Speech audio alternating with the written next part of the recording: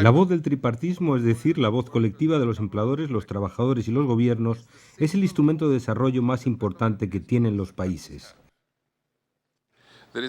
No hay duda de que de todas las organizaciones internacionales, la OIT es la más próxima a las empresas y los lugares de trabajo de la economía global, y ello se debe a su identidad tripartita. La voz colectiva de ustedes es un medio poderoso para tratar las cuestiones que dividen a las sociedades, disminuyen la seguridad y niegan oportunidades. Los diferentes problemas del mundo actual no se resuelven con enfrentamientos o conflictos, sino a través del diálogo. Es necesario que hablemos más y sentarse en una misma mesa a debatir los problemas porque nos afectan de forma diferente según seamos empleadores, trabajadores o gobiernos. Todos tenemos prioridades, pero lo importante es el interés nacional. Pueden surgir dificultades en caso de desacuerdos, pero es bueno saber que se trata de resolver un problema y que ciertas personas tienen una opinión diferente a la suya. El tripartismo es uno de los instrumentos más poderosos de que disponen los ciudadanos para encarar los cambios, los temores, las dificultades y las rápidas mutaciones vinculadas al progreso y al crecimiento económico.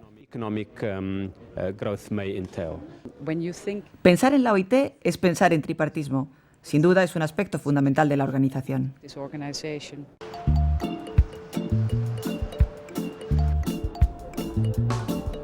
Al igual que en otros países asiáticos, Indonesia experimentó profundas mutaciones vinculadas a la globalización. En menos de 2 decenios, pequeñas comunidades rurales se convirtieron en trepidantes ciudades manufactureras, fruto de inversiones masivas de capital. Al mismo tiempo, el país pasó de la dictadura a la democracia. Las nuevas fábricas e industrias generaron empleos en regiones donde no había trabajo, pero al no haber una tradición nacional en materia de relaciones profesionales, los cambios resultaron a veces brutales. En aquel entonces, la dirección tuvo que tomar medidas drásticas porque varios supermercados de la cadena Jero habían sido incendiados. Unos 22 supermercados tuvieron que cerrar en Yakarta y tras los disturbios callejeros hubo muchísimos despidos. Pero la situación está cambiando en Indonesia. Durante ese difícil periodo, los dirigentes de organizaciones de trabajadores y de empleadores de ciertas industrias comenzaron a cooperar con la OIT. Aprendieron cómo defender los intereses de sus miembros, a dialogar, negociar y así lograr una paz duradera para todos. El resultado fue impresionante. Las manifestaciones cedieron el paso al diálogo y la confrontación a la negociación y la confianza. Si logramos entendernos y ponernos de acuerdo, creo que ambas partes saldrán ganando, porque el objetivo de la empresa es mejorar su negocio, mientras que el objetivo de los empleados es ofrecer buenas condiciones de vida a sus familias.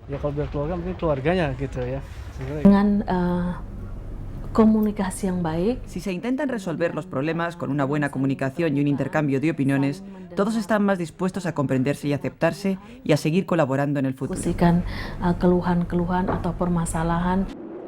Este concepto, ideado en el momento de la creación de la OIT, es uno de los principios fundadores de la organización, según el cual el diálogo social basado en la libertad sindical y los derechos fundamentales en el trabajo constituye el preludio de la prosperidad. Desde su creación en 1919, después de una guerra devastadora, la OIT se dedicó a resolver los problemas sociales fruto de la revolución industrial en curso y de la producción en masa. La idea subyacente era que si las condiciones de vida de los trabajadores no mejoraban, se podría producir disturbios sociales e incluso una revolución. Para responder a este reto, se estableció el principio según el cual los representantes legítimos de los trabajadores y de los empleadores deben participar en la elaboración de las políticas económicas y sociales. Así pues, la OIT contó desde entonces con una estructura tripartita única en esa época entre las organizaciones internacionales y que aún lo es hoy en día. La Constitución de la OIT estipula claramente que el tripartismo constituye la piedra angular de la organización. Así, los Estados miembros se obligan a designar a los delegados no gubernamentales de acuerdo con las organizaciones profesionales nacionales más representativas de empleadores o de trabajadores.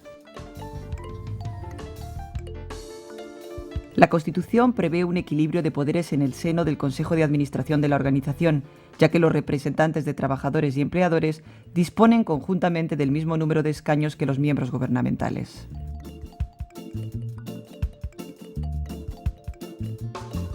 La estructura tripartita fue lo que permitió a los fundadores de la OIT establecer lo que se llamó el diálogo social, un mecanismo destinado a ser aplicado tanto a nivel internacional y nacional como en el ámbito de las empresas. ¿Pero qué es el diálogo social? El diálogo social puede definirse de varias maneras, pero para la OIT es el proceso que utilizan los mandantes tripartitos, es decir, los trabajadores, los empleadores y los gobiernos, para solucionar sus problemas nacionales, ya sea a través de negociaciones y consultas o mediante un simple intercambio de información. Aún los funcionarios de la OIT deben asegurar que la labor que realizan con los mandantes de la organización, ya sea en el campo del empleo, de la protección social o de la acción normativa, utilice los mecanismos de diálogo social y del tripartismo como medios para alcanzar sus objetivos. Labor legislation reforms, working conditions and wages, we make sure that social dialogue is used to that end. Social dialogue should be seen not as something extra. El diálogo social no debe ser considerado como un instrumento más, sino como uno de los principales medios a nuestro alcance para realizar los objetivos y los programas de la OIT. Puede ser un medio sumamente útil, un medio poderoso. A veces recurrir al diálogo social es más complicado, pero si lo hacemos, reforzamos el impacto de la acción de la OIT a nivel nacional.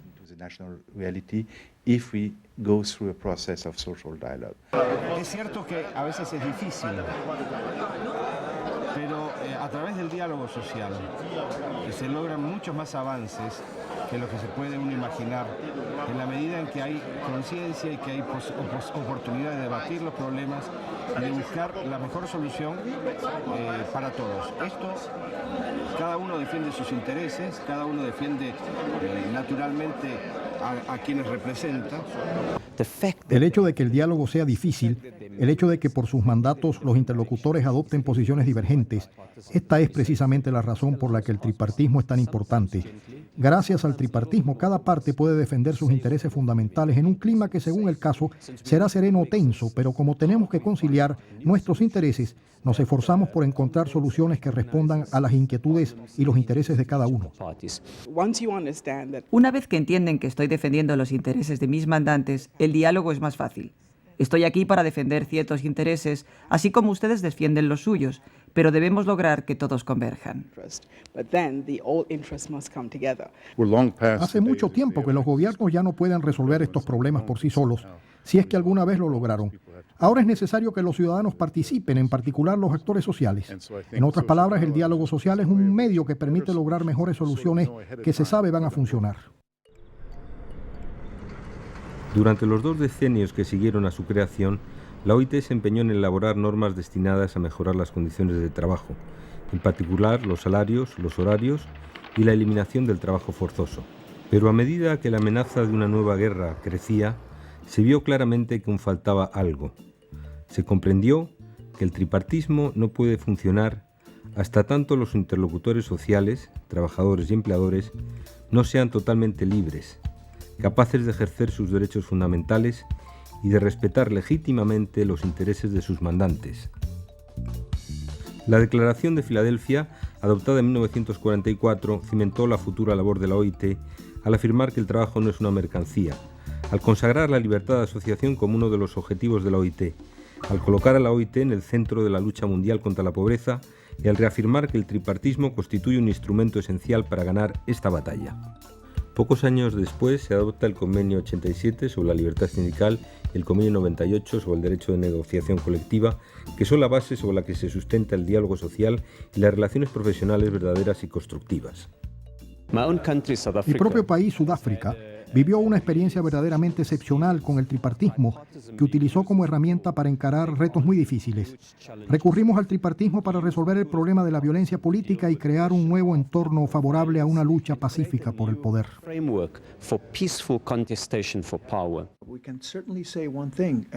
Podemos afirmar que durante el periodo crítico de transición del régimen autocrático a la democracia, el diálogo social representó una primera etapa indispensable.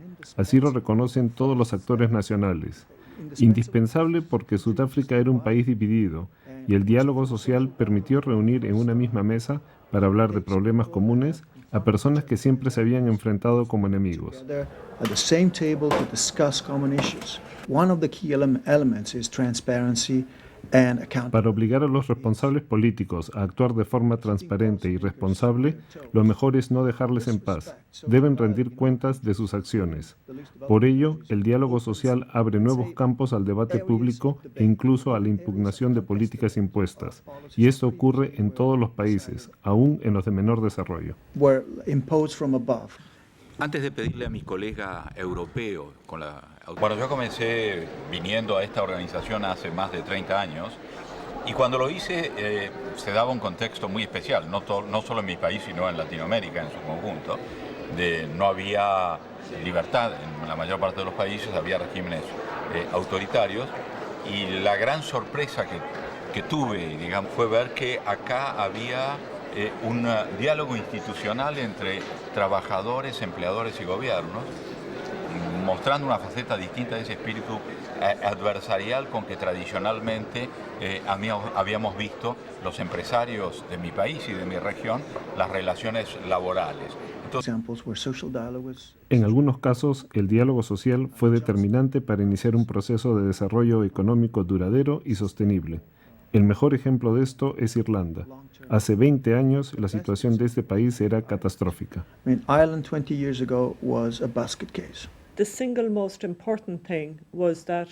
El elemento decisivo fue el hecho de que los sindicatos, la comunidad empresarial y el gobierno se reunieron y decretaron que todos tenían la responsabilidad de tratar de resolver el problema, que lo que se había hecho hasta entonces no funcionaba y que debían encontrar nuevas formas de trabajar juntos. Y lo logramos asociándonos en el marco de un proyecto nacional para el cual todos colaboramos y cada uno de nosotros hizo concesiones. Nosotros, sindicalistas, tuvimos que aceptar que no podíamos exigir aumentos salariales que rebasaran cierto límite. Pero este no era un problema para nosotros, siempre y cuando el gobierno y las empresas estuviesen dispuestos a hacer sus propias concesiones. Sobre esta base, iniciamos a escala nacional una serie de concertaciones sociales que prosiguen hasta ahora. El resultado de esto es que, hoy en día, la economía irlandesa es una de las más prósperas de la Unión Europea. Irlanda se apoya en el tripartismo para encarar los retos de la globalización sobre el empleo. Pero ¿cómo pueden los países menos desarrollados enfrentar estos mismos retos y alcanzar el crecimiento económico a través del diálogo social? Estamos en Senegal, país donde la mayoría de la población trabaja en la economía informal y donde menos de 1 de cada 10 habitantes tiene alguna forma de protección social. En los últimos años este país ha desplegado muchos esfuerzos para fomentar el crecimiento económico y el desarrollo nacional.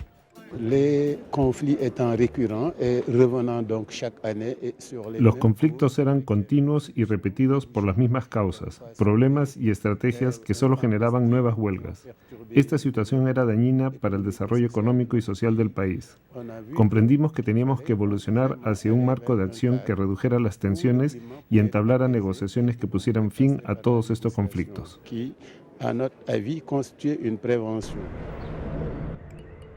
En 2002, el Ministerio de Trabajo y todas las organizaciones nacionales de trabajadores y de empleadores adoptaron una Carta Nacional sobre Diálogo Social. Tiempo después se creó el Comité Nacional para el Diálogo Social, que según su presidente se convirtió en un instrumento esencial para superar los problemas económicos y sociales del país. Un año después que el comité comenzara a funcionar, constatamos con mucho orgullo que los interlocutores sociales y el Estado en particular estaban plenamente involucrados en el proceso nacional de diálogo social. Cada vez que surge algún problema, su reflejo natural consiste en someterlo al Comité para el Diálogo Social.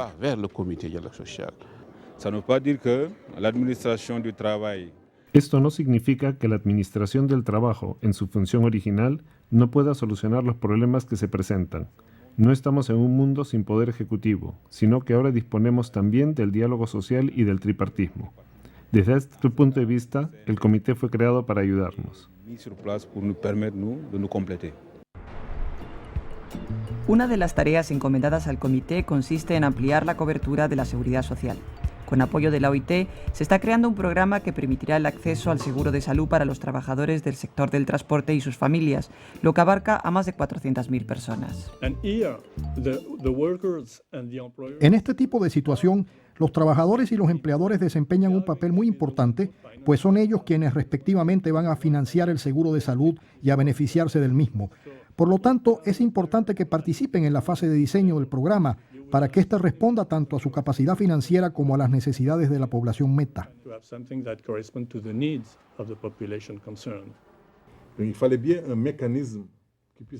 Era preciso encontrar un mecanismo que permitiera reunirlos para que aceptaran colaborar en la elaboración de una política de protección social. La única estructura con la cual se podía lograr es el diálogo social. Ni aucune autre structure ne pouvait le faire sans une structure de dialogue social. Para que las iniciativas de la OIT sean exitosas, es necesario planearlas cuidadosamente en varios niveles.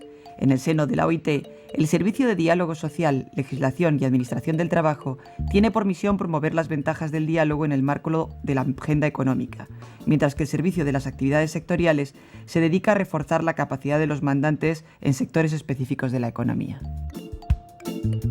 El personal de la OIT también puede hacer lo necesario para que los interlocutores sociales participen y contribuyan en la implementación de sus políticas y programas. Las oficinas encargadas de las actividades para trabajadores y empleadores están particularmente capacitadas para cumplir este cometido.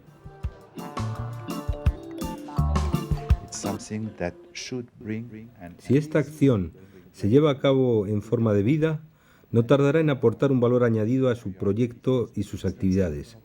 Nuestro rol consiste en asesorarles y suministrarles información que recogemos principalmente en la sede, pero también sobre el terreno. Cuando ustedes intervienen sobre el terreno, actúan a nivel nacional y esto nos compromete. Nos piden aclaraciones sobre ciertos aspectos y desde luego sus proyectos se adaptan a nuestras necesidades. Al responder a nuestras necesidades, también responden a las de la OIT. Ellos conocen mucho mejor que nosotros la realidad social de su país. Saben cuáles son los problemas y pueden indicarnos en qué sectores debemos concentrar nuestros esfuerzos. Asimismo, saben cuáles son los recursos disponibles para el proyecto a nivel local. También pueden orientarnos para que evitemos ciertos escollos. Nuestro rol consiste en facilitar los contactos, en particular cuando un dirigente sindical o uno que tenga experiencia se pregunta cómo tal proyecto podrá implementarse. De hecho, conviene que esto se haga lo más pronto posible, ya sea sobre el terreno o en la sede. Muchas veces una conversación de 10 minutos sobre los principios y objetivos del proyecto permite obtener unos resultados mucho mejores durante los meses de trabajo siguientes. Solo hallándose en el contexto nacional y escuchando a los mandantes puede uno apreciar la verdadera dimensión de los problemas y tener la capacidad para resolverlos. Una vez confrontado con la realidad nacional, uno comprende fácilmente en qué los instrumentos de la OIT pueden tener una utilidad concreta o en algunos casos resultar insuficientes. Para mí, el rol de la OIT en los países en desarrollo consiste en reforzar no solo la capacidad de los gobiernos, sino también la de las organizaciones de trabajadores y de empleadores. En otras palabras, la OIT debe ayudar a sus mandantes a crear las capacidades necesarias para el buen funcionamiento del mercado laboral y de la administración del trabajo en sus países respectivos. Cuando la OIT descubre que en un país dado los interlocutores sociales, uno solo o ambos, están debilitados, asume la responsabilidad de reforzar sus capacidades. Para ello les lleva a utilizar los mecanismos del diálogo social con el fin de generar un consenso y una capacidad colectiva necesarios para encarar los problemas que afectan a la economía y al país en su conjunto, a los derechos laborales en particular o a ambas cosas. No somos una agencia financiadora, por lo que nuestra capacidad es bastante limitada a nivel nacional. En cambio, cuando logramos obtener el apoyo de los trabajadores y de los empleadores, sí tenemos cierto poder. Este es un aspecto determinante. No tenemos dinero, pero sí tenemos la potestad política que los empleadores y los trabajadores nos confieren. Ante las rápidas mutaciones de la época moderna, los valores perennes que la OIT encarna cobran una nueva vigencia en el contexto mundial orientado hacia el logro de un desarrollo económico y social sostenible. Este es el organismo más mundializado. La OIT es quizás la mejor respuesta que el sistema multilateral tiene para el mundo global. ¿Por qué? Porque el mundo global es, primero que nada, cambio tecnológico, cambio de los mercados, cambio en los métodos de organización y de producción en el trabajo. ¿Acaso no hay más pobres? ¿Acaso dejamos de adherir al principio según el cual ¿La pobreza en cualquier lugar constituye una amenaza para la prosperidad de todos? Tenemos que establecer los mecanismos pertinentes y por eso hablamos de diálogo social y de tripartismo. Es el único medio para congregar a gobiernos, empleadores y trabajadores para que juntos aborden los temas de la pobreza y del empleo y elaboren medidas encauzadas a mejorar la calidad de la vida. Su contribución a este proceso es muy importante. Ustedes son la OIT.